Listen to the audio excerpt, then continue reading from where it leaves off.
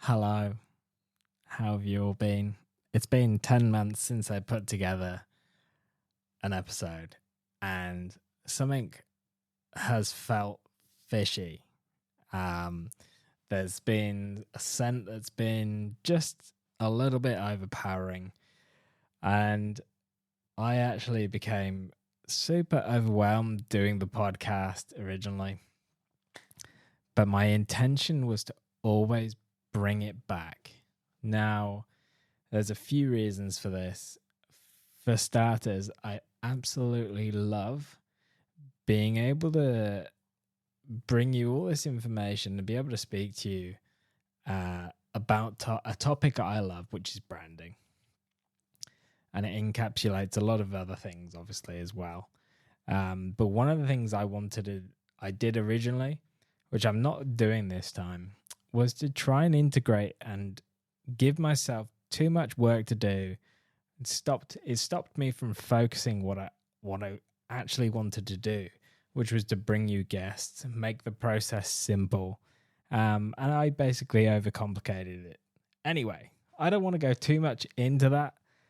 I'd actually like to just say thank you for sticking around, but also to, give me the opportunities aside from this to be able to come onto your podcasts. It's actually given me a chance to kind of reflect and simplify things and make things a little bit easier. And I've learned a lot of things. And there was also a massive technical problem on my side when I went to go and do the podcast again.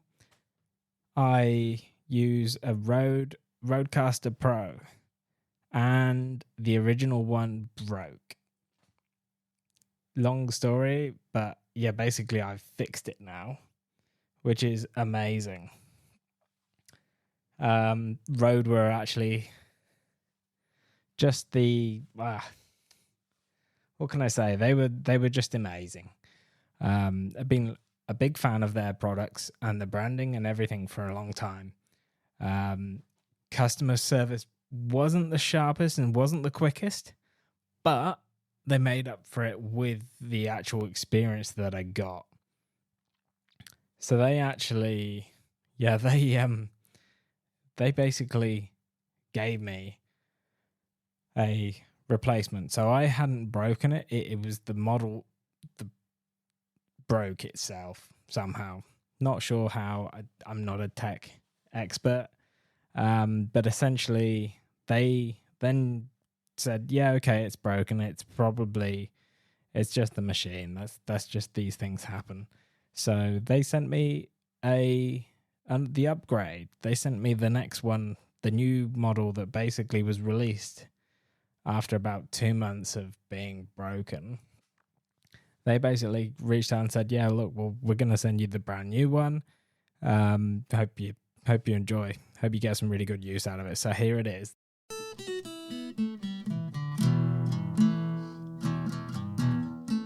This is the Level Up Podcast. I'm your host, Martin Sully, a brand strategist, designer, and founder of Snapper Studio. And I'm on a mission to help you gain clarity and confidence in your brand. I'll arm you with bite-sized tips and introduce you to friends of the show who are taking their brand to the next level.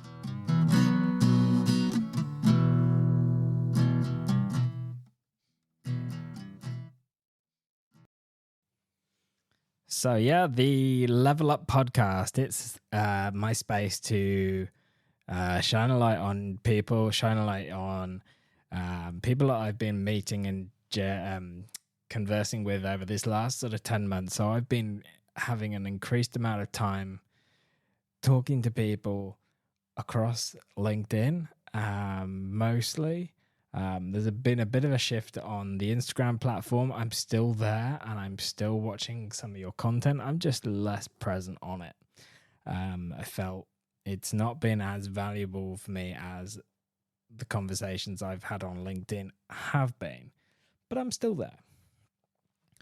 And content, when it does come through, it's going to still be promoted across both platforms. So if you follow me on either, then that's fantastic. I really appreciate you guys. Just to go back 2 steps and say what happened to the old podcast. So,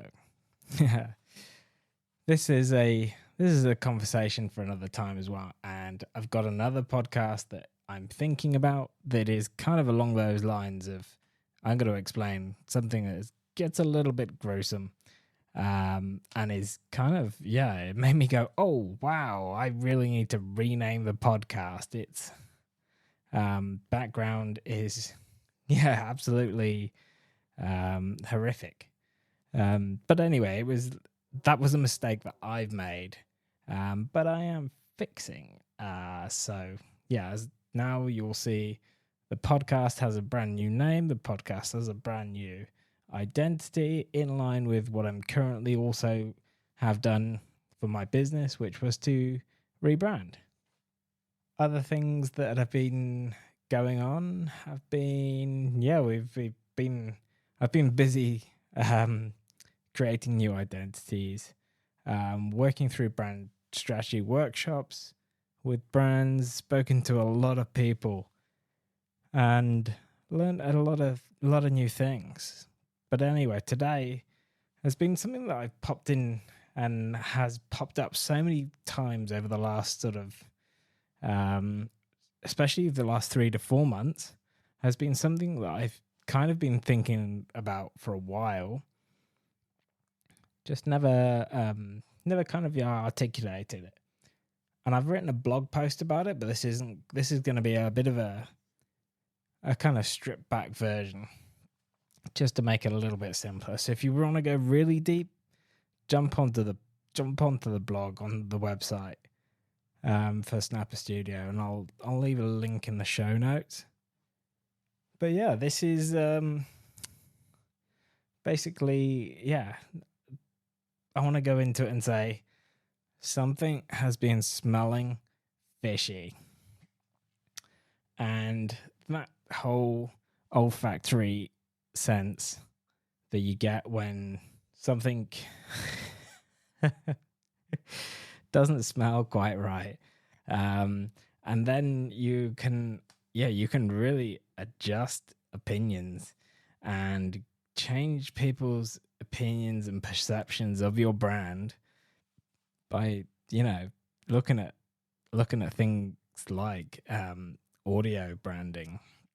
Now, audio branding is things like the do do do do do. I'm loving it. McDonald's, their whole brand, audio, visual, that combination of things that you don't even necessarily have to put the logo into it. That can become irrelevant if you've got a really consistent audio identity. And that's another thing that we don't even consider, but we absolutely should. One of the really the absolute strongest ones is scent branding. Now, what do I mean by this? Scent branding, so a little bit of a scientific background on this part, is that your olfactory system, which is kind of basically straight up into your nose, that hits the olfactory nerve, which is like a direct link to your brain. And now, I am not a doctor at all, but basically your brain then picks it up and it triggers memories. It can make you think a whole bunch of things that you would just start associating with memories from your childhood, or things that you wouldn't necessarily consider, but basically you end up getting bombarded by all these smells, and it's a really interesting space to branch away from.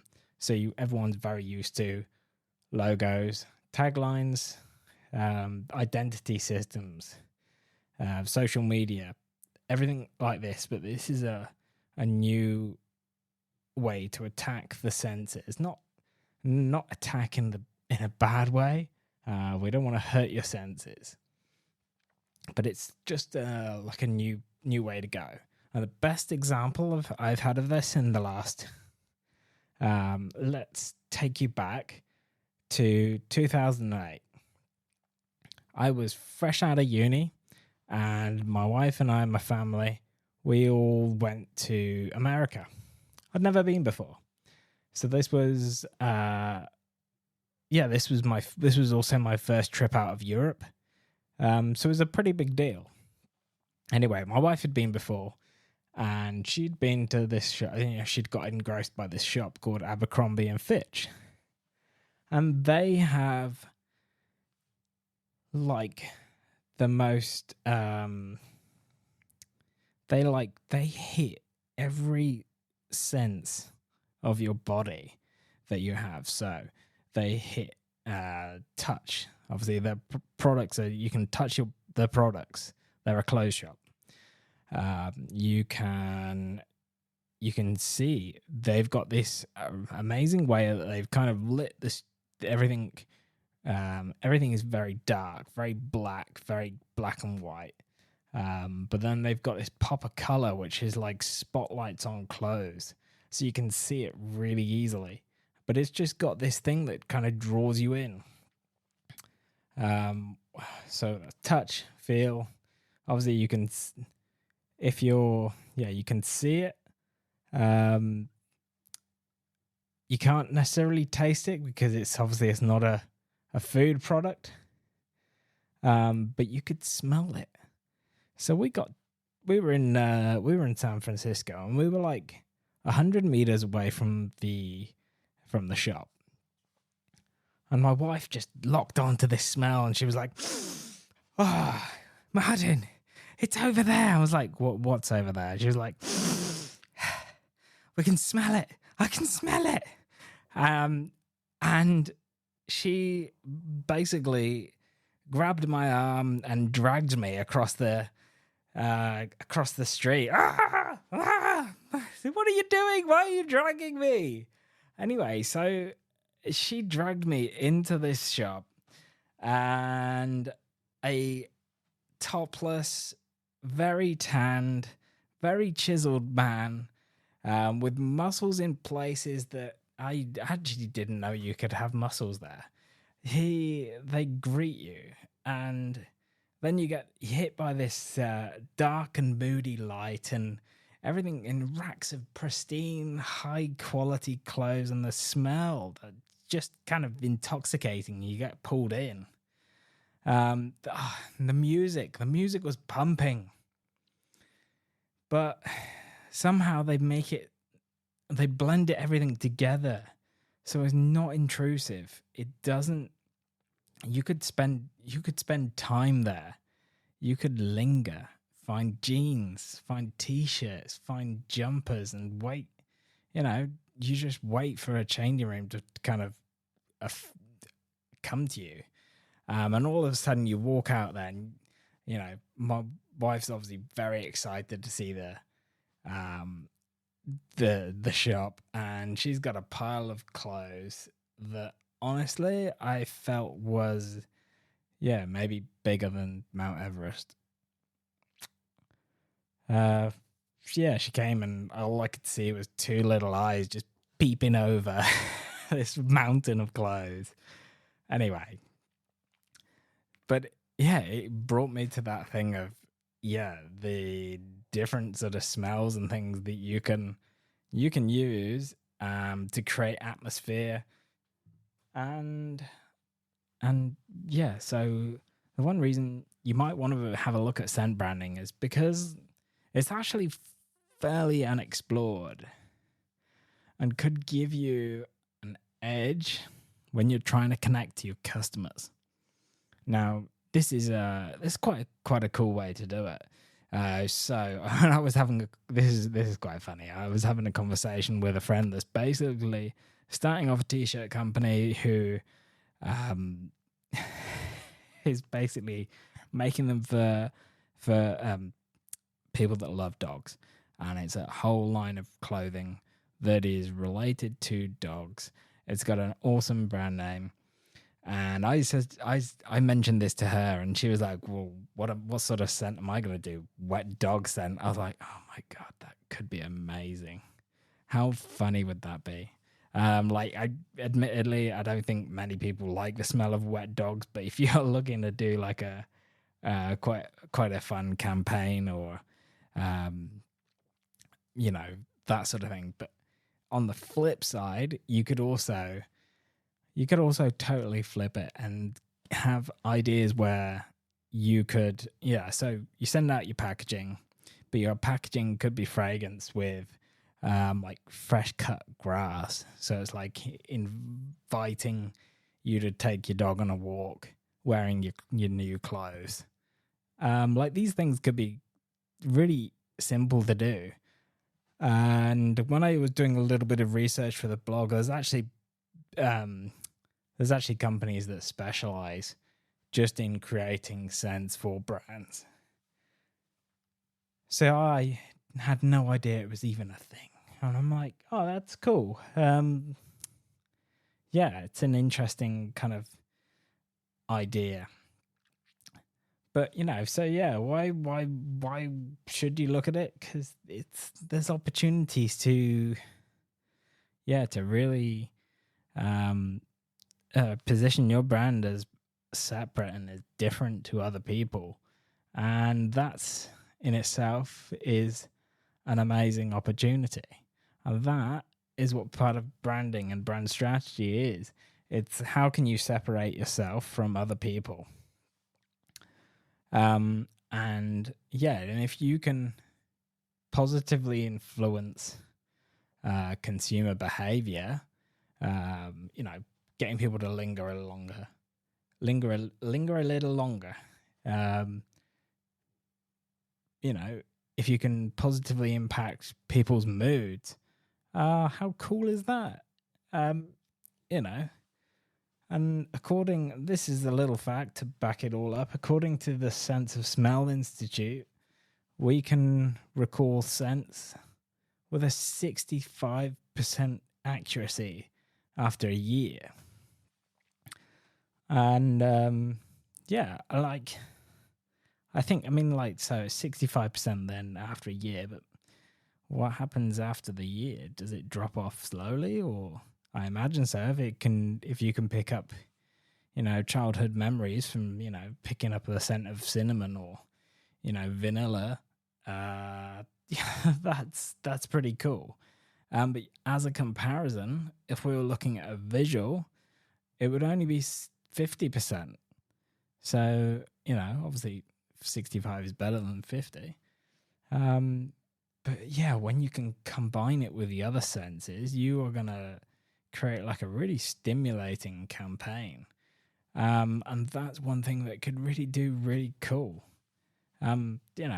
Multi-sensory experiences, maybe that's the way for some brands to go. So yeah, I guess the only other thing to think about is being cautious that you are creating a kind of something that is not overstimulating, and maybe that, like, we all know there's a popular sandwich shop that I feel like I'm not a big fan of that smell. But you can guarantee, you know the one I'm talking about. That sort of herby, bready, slightly sickly smell that kind of gets thrust right into your nose. Your brain goes beep boop beep boop beep boop, and you know exactly what awaits. That sort of soft, pillowy bread, maybe meatballs, some salads. Do you want that toasted cheese on top? I think you know who I'm talking about. But yeah, that smell just connects you right to their advertising. So you get that double kick, like you see the adverts on TV. Other places that are definitely using it are things like luxury hotels, creating that sense of like, oh, look at this. This is amazing. How incredible is that? If, you get that luxurious feel of, maybe they're pumping in lavender to calm you down, and they're basically just trying to create a memory and a stronger emotional connection. And anyone that's listened to the podcast for longer than this one episode will know that I talk about connecting emotions and using emotions as the most powerful selling ingredient that you can possibly kind of throw into things. But yeah, again, a little bit of a warning as well. When you're using scents, they've got to really, I guess, basically complement your brand's values, your audience, and give things context. So, for instance, you wouldn't use calming lavender scent in a high-intensity gym or a sports shop. It kind of conflicts.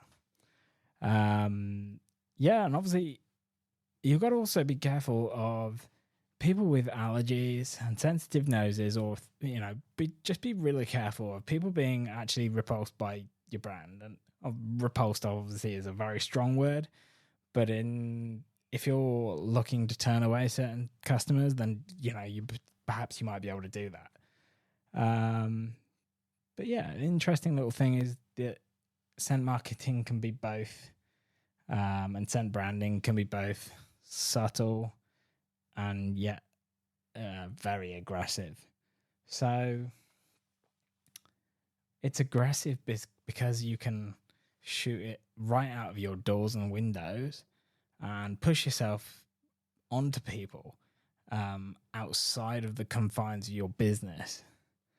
But get it right though, and most people, they won't even know that they're being targeted by you. So it's you've got to find that balance. But yeah, if you jump on the website, you can have a little bit of a read, a little bit more, a few examples of what people can do and what sort of herbs and not herbs and spices. I'm not talking about KFC. What kind of scents you could combine to create, for your business that you might work really well. And a few questions as well to think about. Things like, what benefit are you targeting? Are you looking to increase the linger time, higher sales, change customer moods? What customers do you want your customers to feel? What customers do you want your customers to feel? Wow, that goes wrong. Okay, let's flip back.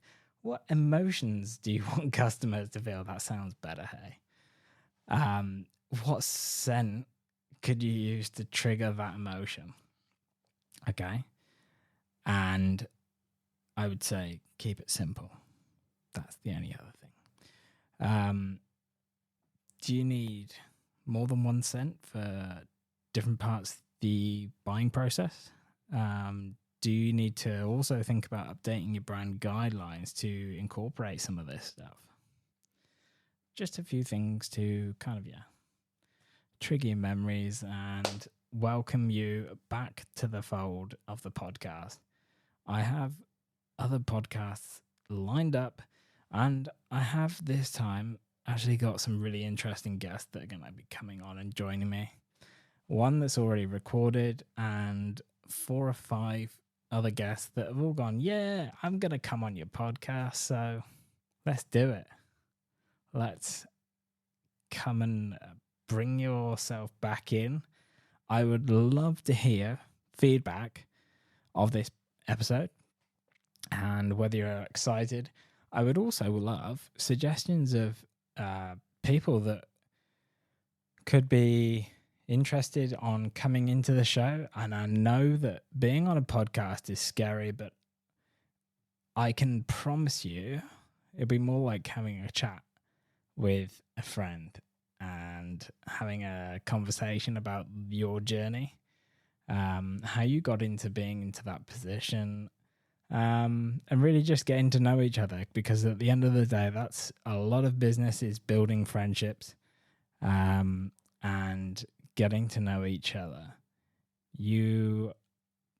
I'll leave it with my favorite little equation, which is T equals R plus D. So trust equals reliability and delight. So the reliability, that's that consistency, and that consistency that we're looking for, and that we should have across all of the touch points, and consistency and frequency. So this is like making sure that if you say that you're going to do a weekly podcast, which I'm not promising, it may be bi-weekly. I think that's probably something that's a bit more achievable. But also then that delight. Okay, so the delight part is really looking at how you get people interested, how you make them so happy that they connect the consistency and the happiness that they have to trusting you to deliver. Let's just leave it there.